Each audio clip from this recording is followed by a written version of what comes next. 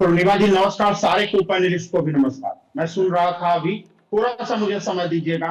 जितने भी developed country है विश्व में, सबने कहा अद्भुत, अकल्पनीय, अविश्वसनीय ये 12 साल। जो काम 12 साल में हुआ है, ये 70 साल में इन्होंने नहीं कर पाए। जब जब इनको 55 साल राज मिला तो इनको ये कर नहीं पाए। आज स्थिति ये हो गई कि भारत की जनता ने लगभग लगभग इनको सारे क्षेत्रीय दलों के गोद में बैठा दिए। क्षेत्रीय दल जहां भी जिस राज्य की बात कीजिए तो कांग्रेस या तो विलुप्त हो चुकी है या तो सिंगल डिजिट की पार्टी होकर रह गई है। एक स्कॉर्पियो से लेकर एक मोटरसाइकिल पर सवार होने लायक इनके नुमाइंदे विधायक रह गए हैं राज्यों में। जिस स्थिति की परिस्थिति की ये बात करते हैं, ये यश भाई पाखंड किसको कह रहे हैं? ये सनातनियों को पाखंड कह रहे हैं। कभी ये मुस्लिमों को वोट का ठेकेदार मानकर ये 55 साल वोट लेते रहे, मुस्लिम के हिमायती के रूप में एक काम नहीं इन्होंने किया। ये वक्फ बोर्ड को लूटते रहे, ये ट्रिपल तलाक जैसे कोड को रखे, धारा 370 को रखे, राम मंदिर पर गोलियां बरसाया। ये पाखंडी लोग, ये पाखंड है जो न हिंदू के हुए न मुसलमान के। आज ये टीवी चैनल पर ये बता दे कि हाँ ये पाखंड ये सनातनियों के लिए बोल रहे हैं। ये बताए हमारे नेता आदरणीय चिराग पासवान जी, आज हमारे पास एक एमएलसी का सीट आया, हमने मुस्लिमों को वो अधिकार और सम्मान दिया है। ये क्या कर दिए? ये इनको जब मौका मिला तो ये क्या किए? मैं यही देखना चाहता हूं कि यस जी को 174 एयरपोर्ट दिखाई नहीं देता, 1100 मेट्रो का विस्तार नहीं दिखता, 26 एक्सप्रेसवे नहीं दिखता, इनको 80 करोड़ लोगों को राशन नहीं दिखता, इनको 10 करोड़ लोगों को नल जल तक पहुंचाने का वो नहीं दिखता है, 5 करोड़ को पक्के मकान नहीं दिखते हैं। प्रधानमंत्री मोदी जी ने 12 साल में, मुझे फख्र है इस बात का कि हमारे नेता आदरणीय चिराग पासवान जी, सरदार स्वर्गीय रामविलास पासवान जी इस टीम के हिस्सा रहे, इस एनडीए के घटक दल रहे और हम लोगों ने भारत को वो स्वाभिमान लौटा के दिया विश्व के पटल पर जो इन्होंने 55 साल में गंवाने का काम किया है। आज हमारे प्रधानमंत्री को विदेशों में सर्वोच्च नागरिक का पुरस्कार दिया जाता है, प्रदान की जाती है। ये कभी सोच पाएंगे, सपनों में सोच पाएंगे क्या? 52 मुस्लिम कंट्री देश में मैक्सिमम में हमारे प्रधानमंत्री जी को ऑनर किया गया। क्या यश भाई बात करते हो जब पत्रकारिता से बात करते हो? और ये पूजा मिश्रा जी बोल रहे थे, ये पूजा मिश्रा जी बोल रहे थे फर्स्ट टाइम वोटर। आपको पता होना चाहिए कि देश के सबसे ज्यादा फर्स्ट टाइम वोटर आदरणीय प्रधानमंत्री मोदी जी को वोट दिया है। आप लोगों ने ये समझा ही नहीं। अपने अस्तित्व को अंदर झांक कर देखो यश भाई। अगले साल बीजेपी के लिए बोलते मिलेंगे आप किसी पर अगले साल ऐसा ही बीजेपी के लिए बोलते मिलेंगे। फ्रस्ट्रेशन आप नहीं लेंगे, आप थोड़ा सा फ्रस्ट्रेशन नहीं करिए। आप बताइए, अरे उत्तर प्रदेश 80 करोड़ लोगों को राशन देने की बात करते हैं, ये तो अरे सुनिए, बेवकूफी सुनने आप बात करते हैं पूर्णिमा जी, ये लोग दलितों को फरमाया गया है, इन्होंने कहा संविधान खतरे में आ जाएंगे, इन्होंने कहा आरक्षण खत्म हो जाएंगे, इन्होंने फरमाया है, इन्होंने धोखा दिया। ये धोखेबाज लोग हैं, इनसे क्या बात करेंगे हम लोग?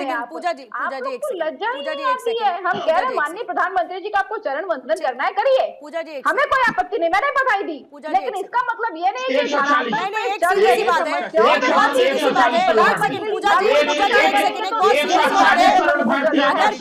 किसी की बातें बकवास वाली बातें लगती हैं, तो आपको जो लगता है लगता रहे। आप उनके अगेंस्ट में बोलना चाहते हैं, यही लोकतंत्र की खूबसूरती है कि आप बोलिए। जिसको उनके समर्थन में बोलना है वो समर्थन में बोलेगा, उसका मुंह थोड़े ही पकड़ लीजिएगा साहब। और क्यों पकड़ लेंगे आप? क्यों आप कहेंगे कि सामने वाले को ये बोलना चाहिए या नहीं बोलना चाहिए? अरे भाई आप अपनी बात रखिए ना, वो अपनी बात रख रहे हैं, आप थोड़ी तय करेंगे कि किसको क्या बोलना है और किसको क्या नहीं बोलना है। जनता ने हमें मैं बार बार घूम फिर के मुद्दे की एक बात पर आ रही हूँ कि अगर सामने वाला इतना असफल है, इतना विफल है, तो जनता ने आप लोगों का चुनाव बीते 3 टर्म में क्यों नहीं किया? It is as simple as that. Rudra साहब आ जाती हूँ क्योंकि सारी कॉन्वर्सेशन, विपक्ष की आलोचना आप सब सुन चुके हैं। मैं सिर्फ इतना समझना चाहती हूँ कि एक व्यक्ति की लोकप्रियता बढ़ती जा रही है और विपक्ष उसको देखना नहीं चाहता, तो आप अपनी स्ट्रैटेजी में तो फेल हो ही रहे हैं क्योंकि जनता आपका चुनाव नहीं कर रही। दूसरा, आप सामने वाली की लोकप्रियता को सिर्फ विरोध के नाम पर समझ नहीं पा रहे हैं क्या? What is so difficult to understand? देखिए, विपक्ष का जो काम होता है वो सरकार की जो खामियां हैं, सरकार जो काम करना चाह रही है या जो सरकार ने कहा करने के लिए वो नहीं कर पा रही है, उसको जनता के सामने उजागर करना। जो समय दर समय विपक्ष, इसीलिए विपक्ष का जो नेता होता है उसको लोकतांत्रिक जो हमारा संविधान है उस संविधान में दर्जा दिया गया है कि एक संवैधानिक पद का दर्जा दिया गया। लेकिन बड़े अफसोस की बात मैं कहूंगा कि विपक्ष वो करने में असफल रहा है। और अगर हम बात करें उपलब्धियों की, तो 12 साल में बहुत सारी ऐसी उपलब्धियां हैं जो कि आपके 1 घंटे के डिबेट में नहीं बताई जा सकती, और बहुत सारी ऐसी चीजें जिन पर काम करने की जरूरत है और वो अनवरत काम करने की जरूरत है। और वो मुझे लगता है कि उन बातों पर विपक्ष को बात करनी चाहिए, उन बातों पर विपक्ष को बोलना चाहिए कि भाई 80 करोड़ लोगों को अभी भी क्यों अनाज दिया जा रहा है। क्या अगर हम विकसित भारत की बात कर रहे हैं तो कम से कम ये वाला पोर्शन क्यों हो रहा है, इस पर विपक्ष को काम करना चाहिए कि अभी भी 80 करोड़ लोगों को अनाज मुफ्त में क्यों दिया जा रहा है जब हम विकसित भारत की बात कर रहे हैं। विपक्ष की इस बात की प्रशंसा करनी चाहिए कि मैं क्योंकि लॉ का विद्यार्थी हूँ, आदरणीय मोदी जी ने कम से कम जो 370 जो नासूर बना हुआ था उसको खत्म किया अपने कार्यकाल में। मुझे कानून के विद्यार्थी होने के नाते मुझे सबसे बड़ी खुशी इस बात की होती है। दूसरी खुशी मुझे इस बात की होती है कि 1860 में जो इंडियन पीनल कोड था, अंग्रेजों के नाम पे जो बना था, अंग्रेजों द्वारा जो बनाया गया था, उस पीनल कोड को खत्म करके एक न्याय की बात हुई, भारतीय न्यायिक संहिता की शुरुआत हुई, भारतीय नागरिक सुरक्षा की संहिता की बात हुई। तो कानून के, अगर मैं बात करूं कानून के पक्ष में क्या काम हुए, कानून में क्या धारणाएं बदली, कानून पे क्या प्रगति हुई, इस तरीके की बात करूं। दूसरी बात, मैं अभी जो आपकी समाजवादी पार्टी की प्रवक्ता बोल रही थी, मैं उनको भी बताऊं कि मैं मिर्जापुर उत्तर प्रदेश से आता हूं।